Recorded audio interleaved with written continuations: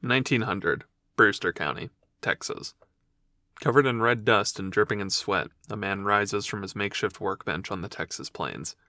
He breathes a heavy sigh of relief and wipes the sweat from his brow. Using an array of chemical and geological tests, he's now certain of what he thought he knew. There is for sure cinnabar here. Cinnabar, that red-colored mineral most notable for the fact that it can be refined into mercury. And oh boy is mercury useful. It's used in everything from common household goods like light bulbs and thermometers, all the way to scientific instruments and even explosives. This man, Jack Dawson, is not the first person to find cinnabar here. He's not even the first American, but he's an experienced quicksilver miner and he's here on business. Jack is here on behalf of two local cattle ranchers that have become his business partners, T.D. McKinney and his father-in-law, Jess Parker. The two suspected there may be cinnabar here when they noticed that the fires they used to brand their cattle produce small globs of quicksilver on the nearby rocks. Quicksilver is just a name given to mercury due to the fact that it's liquid and mobile at room temperature. Native Americans, though, had known of the ore's presence for decades, if not centuries, and had been using it in illustrative works and personal adornment for some time. There's also evidence that Mexican companies were aware of the deposits as well, but the land was largely regarded as treacherous due to bandit and Native American activity. The mountain range nearby, the Chisos Mountains, had nicknames like the Mountains of Misery and the Gate of Lamentations. But all that reputation doesn't matter, because in no time at all, this isolated land would have its own post office and swell to a population of over 2,000. It would come to be known as Terlingua. It would become one of the most important mining operations in the United States and supply the U.S. military for World War I. And just as quickly, it all but vanish. Welcome to Texas Town, a brief dive into the history of the small and sometimes forgotten places that make up Texas. I'm Tony, and today we're taking a look at two towns shaped by economic influence. Company towns, boom towns. You gotta get while the getting's good, after all.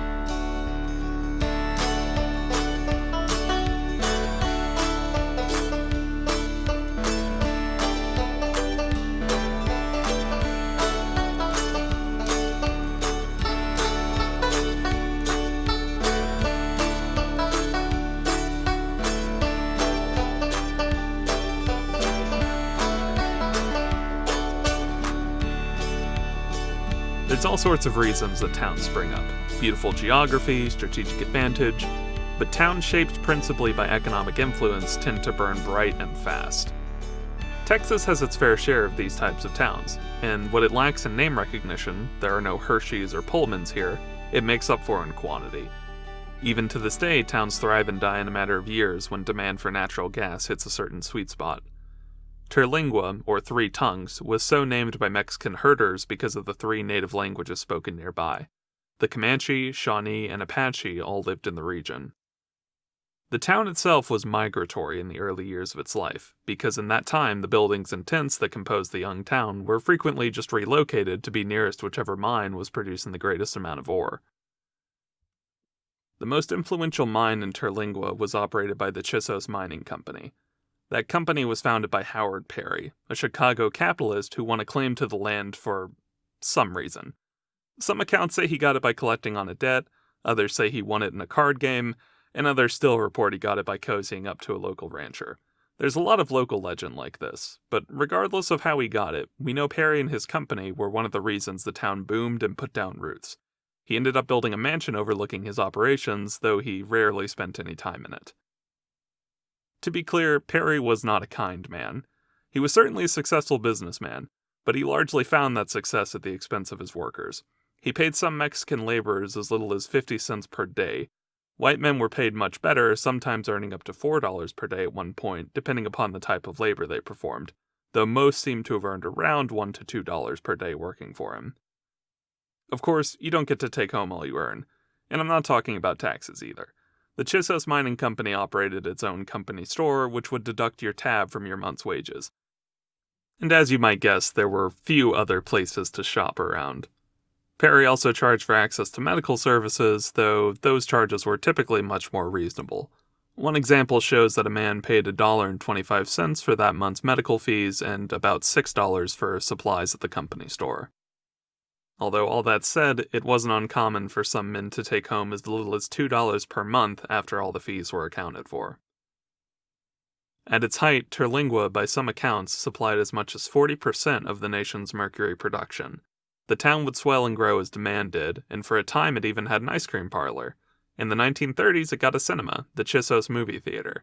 As you might expect, the World Wars brought significant business to the town, but shortly after the conclusion of World War II, demand fell precipitously and the town's largest mine closed.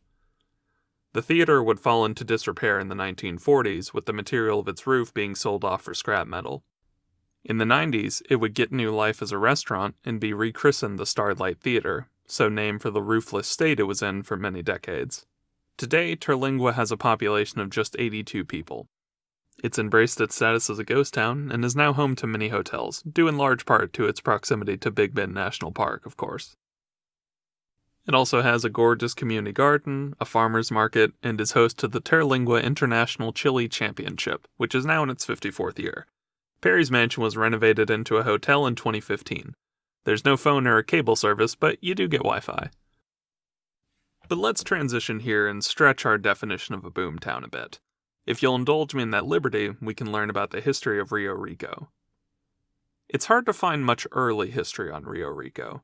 So much so that I haven't been able to locate any records of when it was first settled.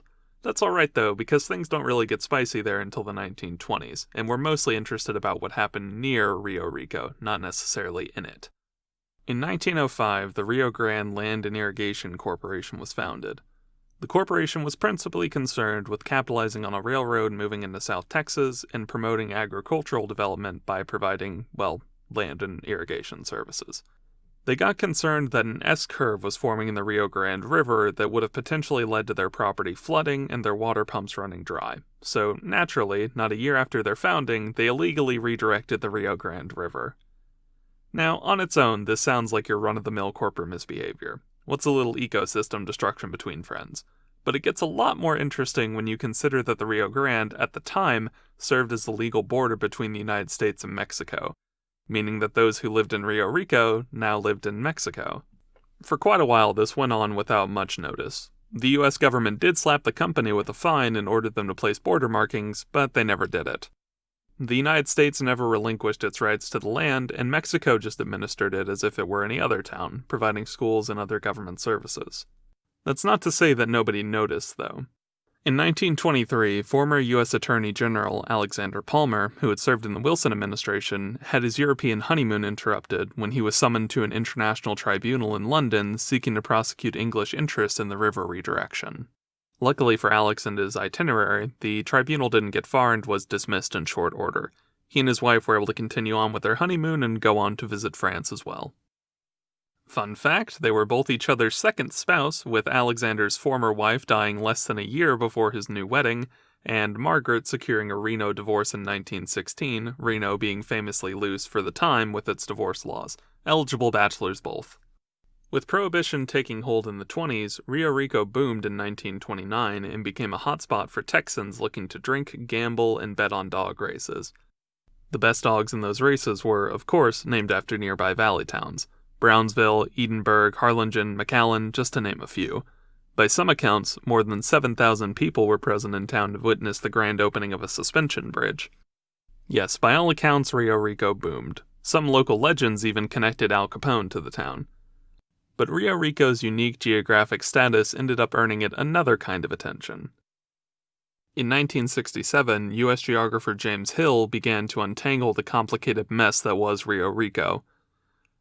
His findings culminated in a border dispute, and a court case in the 70s ended up with the U.S. relinquishing all rights to the town and ruling that anyone born there, up until 1972, was legally an American. This led to a mass exodus of Americans leaving the town, along with a flood of people trying to prove that they were, in fact, born in Rio Rico. They were met with increasingly skeptical local officials who administered quizzes about the town's history to verify the people's stories. The folks who had lived in Rio Rico termed themselves Los Americanos Olvidados, or the Forgotten Americans. Today, per the most recently available census, 267 people live in 67 homes in Rio Rico. But it's not isolated by any means. Nearby border town Nuevo Progreso is only 15 minutes away by car and has a population of over 10,000. So yes, booms come and go, but often towns, and even many of their people, remain. Thanks for listening to Texas Town. That's all I've got for you today.